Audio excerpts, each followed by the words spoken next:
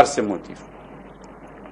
Monsieur le Président, Madame et Messieurs de la Cour, tous les éléments constitués des infractions mises à charge des prévenus étant réunis, requérons qu'il plaise à votre haute cour de dire, établi en fait comme en droit, les infractions de détournement de la somme de 15 de Christo Grobler Stéphanus et de détournement de la somme de 80 millions de dollars mis à charge de prévenus Matata, Pogno, Augustin et Mutombo, Mwananyembo, Deogracias. De les condamner par conséquent, chacun à 20 ans des travaux forcés, d'ordonner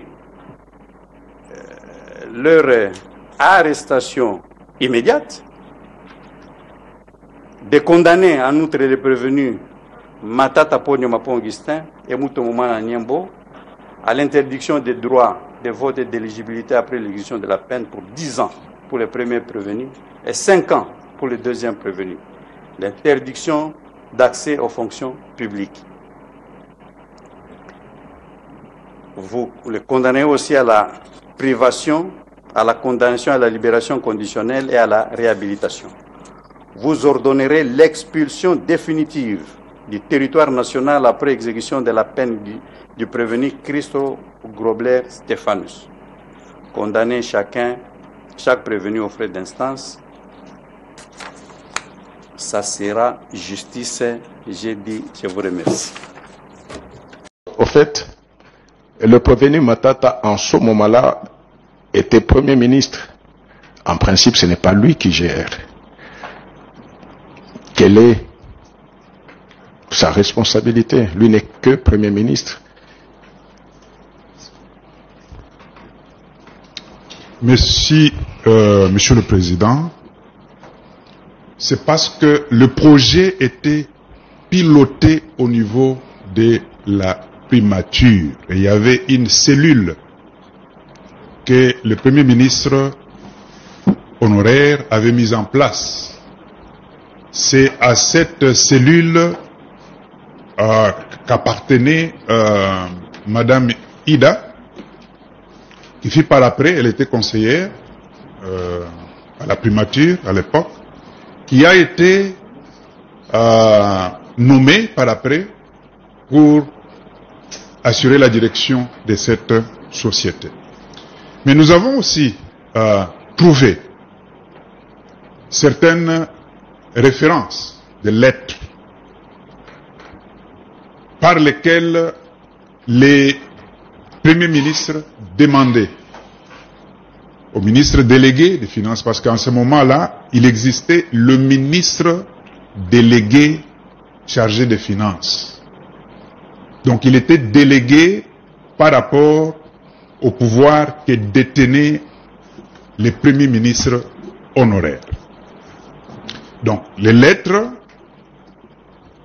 qui demandaient de payer en urgence, et la plupart de ces dépenses étaient exécutées en utilisant la procédure exceptionnelle. Donc c'était hors la chaîne. Donc il fallait débourser cet argent-là par la procédure exceptionnelle. Et cette procédure est activée si le ministre des Finances est en charge des Finances, il écrit une lettre à la banque. Et la banque s'exécute. La régularisation vient après. Et dans le cas d'espèce, le ministre qui gérait les finances à l'époque était le ministre délégué chargé des finances. Ce qui fait qu'une telle lettre devrait provenir du Premier ministre, parce qu'il y a des dépenses comme ça. Vous permettez, Monsieur le Président? Attendez, Monsieur le procureur général. Pour un tel projet, il y a des ministres sectoriels. La Cour veut savoir si le travail de préparation, d'élaboration du projet a pris combien de temps et quels sont les ministres sectoriels qui ont préparé avant que le démarrage ne soit lancé.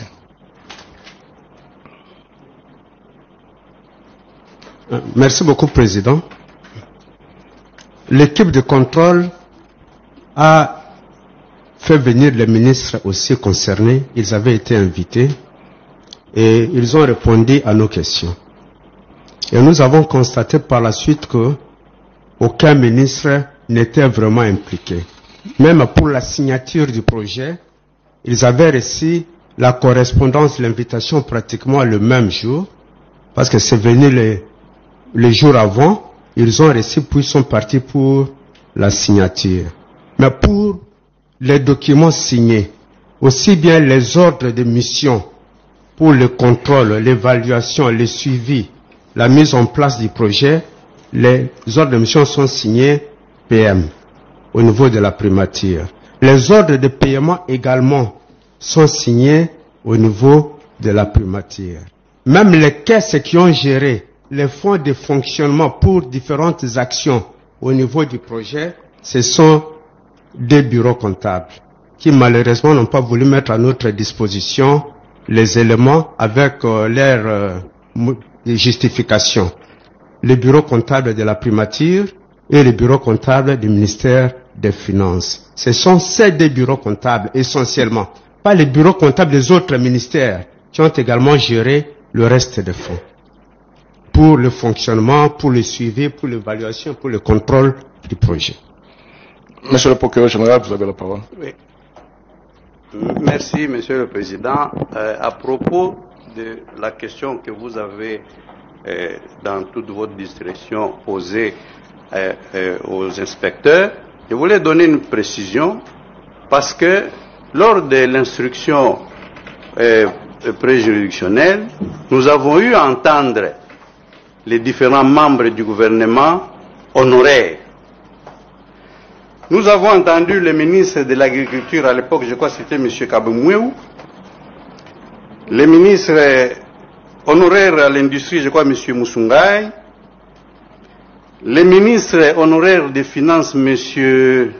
Moulangiav, le ministre délégué aux Finances, M. Kitebi, et la sénatrice honoraire Ida Kamonji, qui était à l'époque conseillère à la primature. Tous, unanimement, ont déclaré n'avoir pas été associés dans la conception, réalisation et l'exécution de ces projets. Et d'ailleurs, la ministre Munga Messozi, ministre honoraire, s'était même insurgée, je crois que c'est acté au procès-verbal, pour dire qu'on ne devrait pas la mêler à cette affaire parce qu'elle n'était même pas associée à quelque niveau que ce soit. C'est ainsi que elle dira par exemple pour les contrats d'actionnariat qu'il fallait signer, on lui fait parvenir les documents les 17 avec instruction formelle du Premier ministre qu'il n'y a pas à retrancher, il n'y a pas à ajouter, les 17, et on lui intime l'ordre de retourner les documents signés les 18, je crois, février.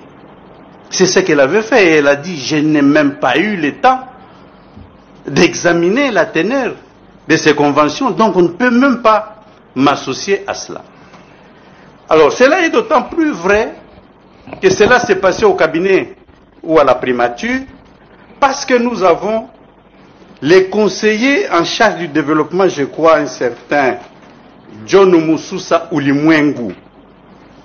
C'est celui-là qui a pris contact avec le Grobler en Afrique du Sud, qui a été partout, aux États-Unis, en Afrique du Sud, en Europe, au motif de chercher les partenaires. Et voici ce qu'il dit. Je prends juste quelques paragraphes. Excellence, Monsieur le Premier ministre, conformément à vos instructions, nous présentons ci-dessous les arguments ayant motivé la structuration des entreprises au niveau du parc agro-industriel de Bukangalonzo. En effet, compte tenu de la complexité des activités du projet agro-industriel, une structuration de celle-ci par filière est indispensable afin de renforcer les conditions d'efficience et de rentabilité de l'ensemble de l'initiative. Je termine là où il dit: nous aimerions terminer en apportant l'attention de votre autorité que les retards dans la création formelle de ces entreprises et de l'initiative. Nous suggérons que ces entreprises soient d'abord créées comme entreprises publiques, avec les 100% des parts appartenant à l'État. À la limite, les partenaires d'Africom peuvent être associés comme il s'agirait d'une négociation directe. Vos instructions nous obligeraient, profond respect. Et la ministre du portefeuille revient sur ces messieurs qui venaient avec les documents, avec des lettres contenant des instructions formelles pour qu'on ne retranche ni qu'on ajoute quoi que ce soit. Les PV est versé au dossier. Je crois que les inspecteurs ont fait part aussi de l'intervention pour la gestion au quotidien, pratiquement du projet. Effectivement, les ordres de mission, il y en a plein dans les dossiers.